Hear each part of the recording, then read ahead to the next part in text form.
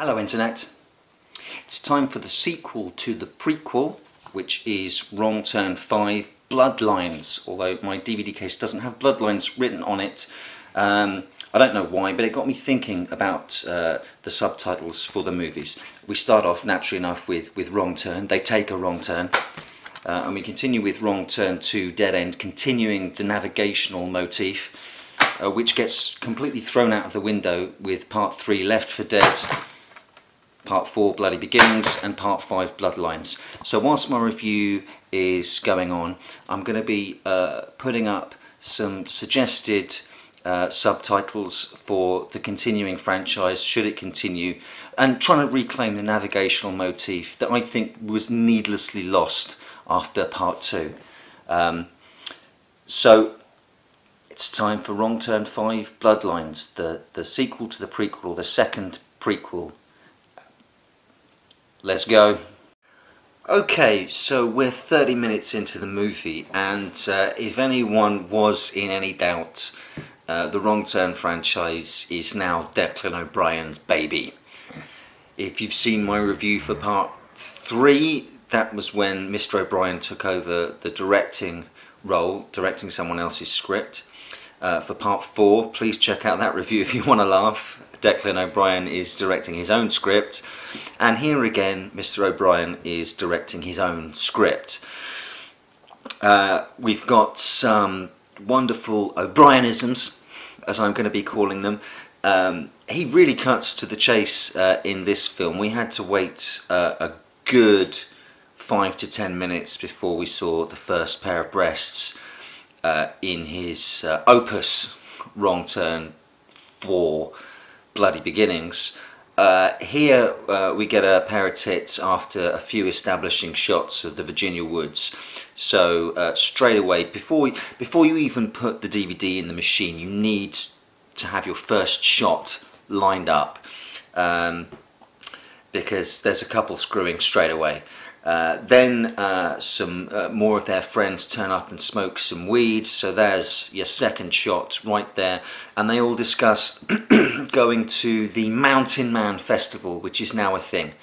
And whilst they sit around discussing the Mountain Man Festival and thus telling us, the audience, what the Mountain Man Festival is, we cut to the nearby town where we have a TV reporter doing a piece to camera, and again explaining what the Mountain Man Festival is, and that it's as big as Lollapalooza and Burning Man.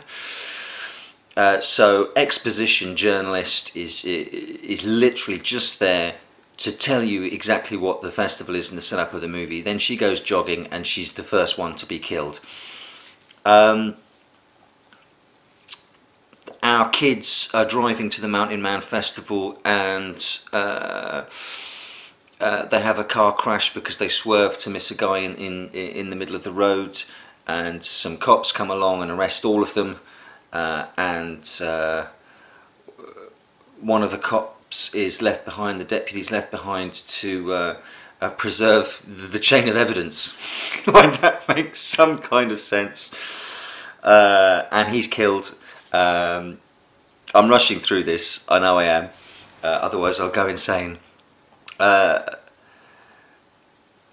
This film, it does some strange sort of backflips to fit it into continuity, because Part 4 was definitely a prequel to the whole franchise, and we learned that the hillbillies were kept in a sanatorium, and old Three-Finger One-Eye Sawtooth escaped. And were living in the sanatorium, but at the end of that they had to leave the sanatorium. Well, they didn't have to, actually. No, they were fine. They could have actually stayed there, but it turns out that they didn't stay there. They moved closer to civilization, and they're actually working with a non-inbred, non-deformed psychopath who is sort of teaching them how to not get caught and not leave things behind and stuff like that. He's a kind of mentor figure to them, albeit more like the kind of mentor figure that whips them like dogs and treats them like dogs. The only plus side at the moment is that character, Maynard, is played by Doug frickin' Bradley, lead Cenobite himself. We all know him as Pinhead. Character's not really called Pinhead, the character is called lead Cenobite from the Hellraiser movies, and occasionally, after a while, they just started billing him as Pinhead, which is nonsense. He's not called Pinhead, he's the lead Cenobite. Thank you very much. Doug Bradley, amazing actor. He's excellent in this. He's far too good for this. He gets arrested. They all get arrested. And our three cannibals wander into town where no one takes any notice of them, because for the Mountain Man Festival, lots of people are dressed up as hillbillies, so they just wander around. They find their way to the power plant and cut the power and kill the guy there. So the body count's 3 at the moment. But the hillbillies sort of swing from being completely inept and useless to seemingly having a really intricate plan set in place in case Maynard gets captured, and they know where the power station is, and they're going to take out the power and they're going to go and rescue him. The sheriff's in the police station with no backup because her other deputy is at the festival, currently shagging a girl because she wants to get backstage, and she's apparently willing to shag this balding deputy. So that's another pair of breasts. So that's your 3rd shot for the movie. So 30 minutes in and 3 shots already. I've had a wee look at the Internet Movie Database for Declan O'Brien, the author, and just made a note. If you go to the IMDb message boards for Declan O'Brien, you'll find threads entitled, "I truly hate everything this man has done. Declan O'Brien, you suck. And please find the nearest sharp object and ram it through your eye socket." Not a lot of love for poor old Declan out there. The kids had a whole load of drugs on them, and one of the kids has copped to it all so that his friends can be released. So they're out now, and they're discussing whether or not to actually go to the Mountain Man Festival. One of the kids is still in the jail, and so is Maynard, Doug freaking Bradley, and the sheriff has found out that he's wanted for murder from 30 years ago, so he's staying in there.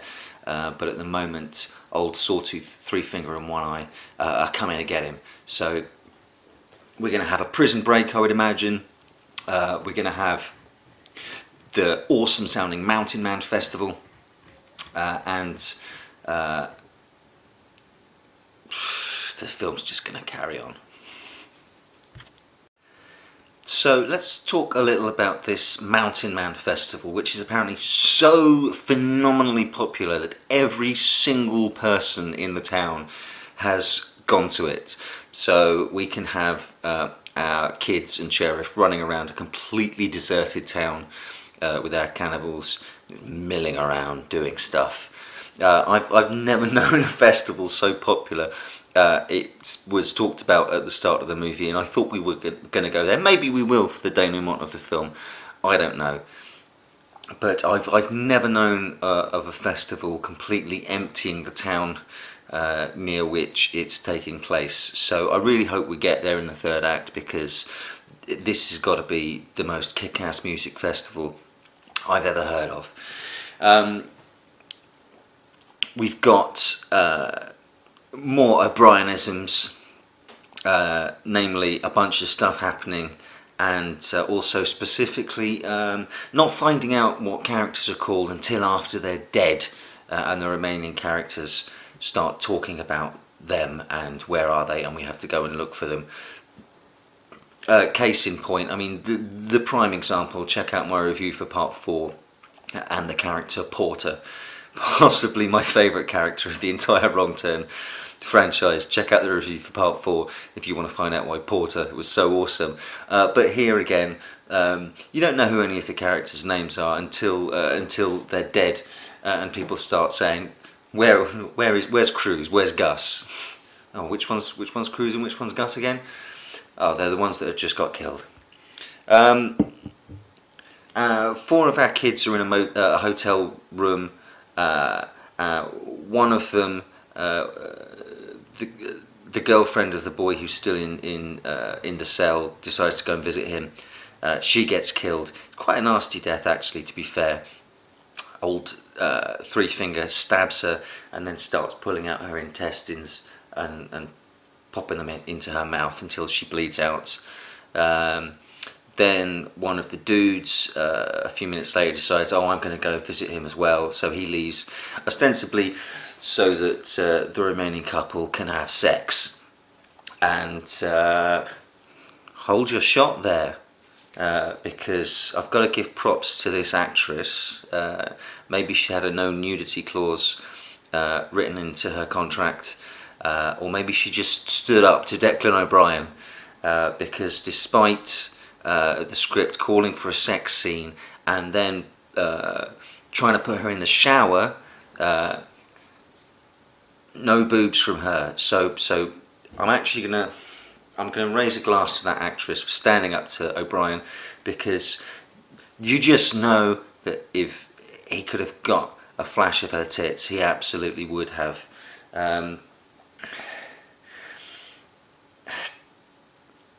I grew up on horror movies. I was watching horror movies when I was 9, 10, 11. You know, great, always trying to push the envelope, always trying to let my parents let me see stuff that was more mature. And I will admit, because it's hard not to admit, the gore was a draw for me. I love horror movies, but I can't deny that you know, a bit of flesh wasn't part of the titillation, wasn't part of the rite of passage. But the older I get, the more sorry I feel for the actresses who have to do this. And I think about the pervy directors behind the camera who want a flash of tit, you know, to sell to the teenage boys to buy the tickets to go and see this movie, or to rent the DVD or buy the DVD. So really and truly, hats off to this actress who said no. And I might sound like a bit of an old stick in the mud for saying that, and there might be people out there that are going that just say no, we want tits and we want gore. But there are ways and means, my friends, and you can refine your horror palette, and there are things out there that are really worth your time. If you just want tits, look up porn on the internet. If you just want gore, rent pieces of shit movies like this. So props to her. I don't mean to keep banging on about it, but I was pleased with that. For all the continuity fans out there, if you want to grasp at straws with this movie, the truck that the hillbillies drive in Wrong Turn 1, aka Wrong Turn, we find out that that's Maynard's truck. So Maynard's obviously going to die because he ain't in any other fucking movies. So that's where the truck comes from. We find out right at the start of the movie. I meant to talk about this earlier, and talking about Declan O'Brien jumping through hoops with continuity and stuff like that.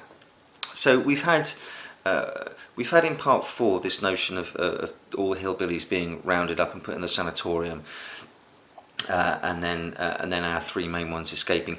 Now in this part he throws in this weird backstory from the 1800s, 1814, and this settlement in West Virginia that settled in 1814, and by 1817 everyone had completely disappeared, and the myth being that they came a cropper from some hillbillies that were already living there, and that no bodies were found, and that the hillbillies had killed them and eaten them. And that's also the basis for the Mountain Man Festival. God, I hope we get to it. Oh, I hope the Red Hot Chili Peppers are playing it. That'd be awesome. and it's just dropped in there. And it occurred to me while I was watching this film, I know why that little 1800s thing was dropped in there, because old Declan O'Brien, he's gone from directing part 3 where Three Finger dies, spoiler alert, and all the other 2 cannibals have been killed at the end of part 1. So he's gone back to prequels with 4 and 5, so that he can bring them back. I don't know why we can't just have different cannibals. I don't know why it has to be these 3. And he's obviously thought to himself, oi oi, I can't keep doing prequels because I'll catch up with part 1. But I could do an 1800s version of Wrong Turn. I could do that settlement story. I could set it in the 1800s. A little bit like if you've seen the 3rd Ginger Snaps movie, Ginger Snaps Back, where they just go back in time and keep Catherine Isabel and some of the cast, but just set it in period. I guarantee that's what Declan O'Brien was thinking. Oh, I could squeeze in. I could do a prequel to the 2 prequels. That would be brilliant. Except I'm not quite sure. I could definitely put tits in it. I'm not quite sure. Did they smoke weed back then? Oh, they must have. Even if they didn't, I'll definitely have them smoking weed. So that's my thinking for that. The body count's at 7. That girl gets killed. The boyfriend that stayed behind in the motel has got killed. And 2 of the guys who were at the police station are all tooled up, and they're going to go looking for their girls, but they get captured, and they wake up.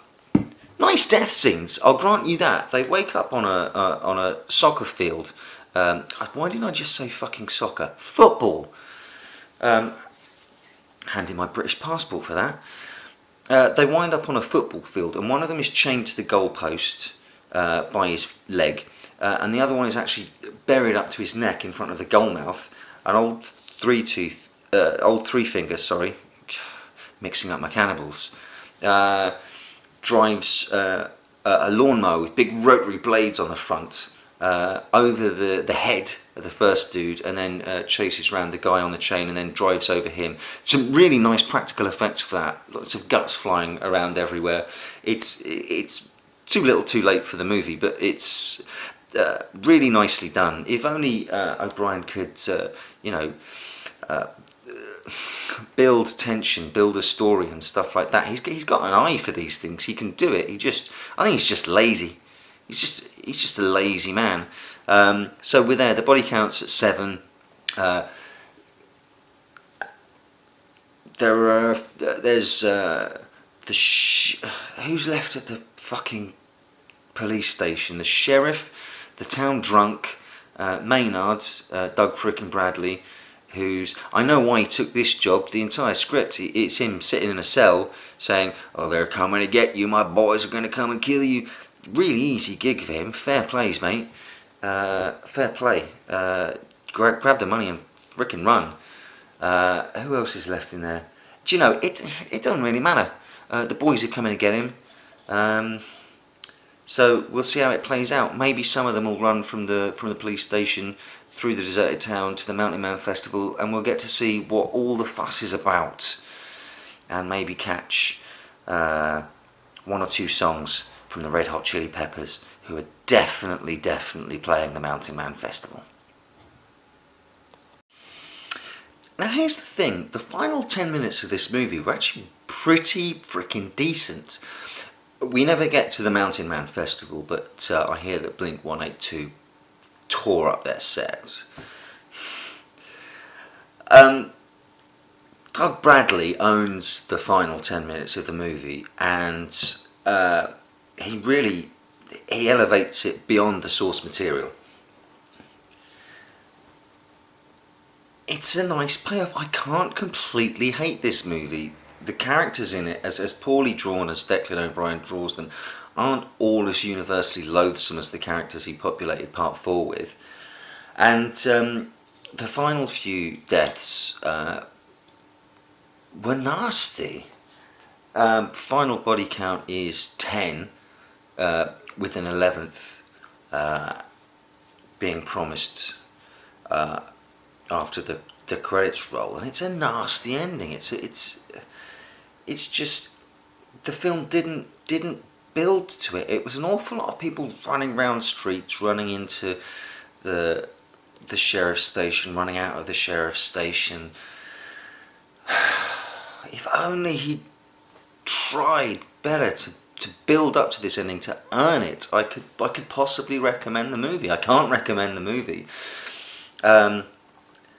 Unless, well, for the sake, I'm watching it for the sake of completisms, to see all the Wrong Turn movies, and I can fully understand that as an impulse to watch this movie. Don't get me wrong, completism is there's nothing wrong with that. Although I haven't yet seen Hellraiser Revelations, as I don't count it as a Hellraiser movie, no matter how completist I want to be. It just reeks of lost potential. If the rest of the movie had been that final 10 minutes, or we'd have built in some organic way towards that, this could have been something special. As it was, it's lazy, sloppy, wasted opportunity, with the kills getting better towards the end, and but it's not as if the film was intentionally building towards better kills. It's almost like they happened by accident. I think he had maybe a few good ideas, and the first 2/3 of the movie were building towards that ending. Doug Bradley saves this movie left, right and centre, no question about it. So I hear Wrong Turn 6 is being made, and I hear that Declan O'Brien is not in charge of that movie. Am I looking forward to it? No, not really. Wrong Turn is a film that did not scream out to be made into a franchise, and if it had to be made into a franchise, I don't see why we have to jump through hoops continually, and prequels and then sequels to prequels, to try and keep the three killer characters that we had in the first movie. Have other killer characters. There's really not much more to say than that. Sorry that I'm leaving it on such a middling ground, but it was a middling movie. I didn't hate it as much as some of the films in the series I've hated, and I didn't like it as much as some of the other films in the series that I liked. Part 1 is by far and away the best of the series, no questions asked. I mean, compared to the sequels, it reeks of class, and Stan Winston's effects workshop, who were responsible for the hillbilly makeup and the effects in the first movie, it just shines through. Compared to that first movie, it's little wonder that our cannibals here can wander around town during the Mountain Mound Festival in amongst people wearing hillbilly masks, because the makeup looks like they're wearing Halloween masks. It's not good. But the chances are that if you've got to part 4 in the Wrong Turn franchise, you're gonna watch part 5. So you're going to end on a slight uptick, because it's not anywhere near as bad as the horrendous part 4. But that's it. We're done with Wrong Turn. And next up, I am going to be looking at the Children of the Corn series. I got told by the people at Amazon UK that my order for those movies have been dispatched today. So I look forward to walking behind the rows with you when we dig into the Children of the Corn. Thank you very much.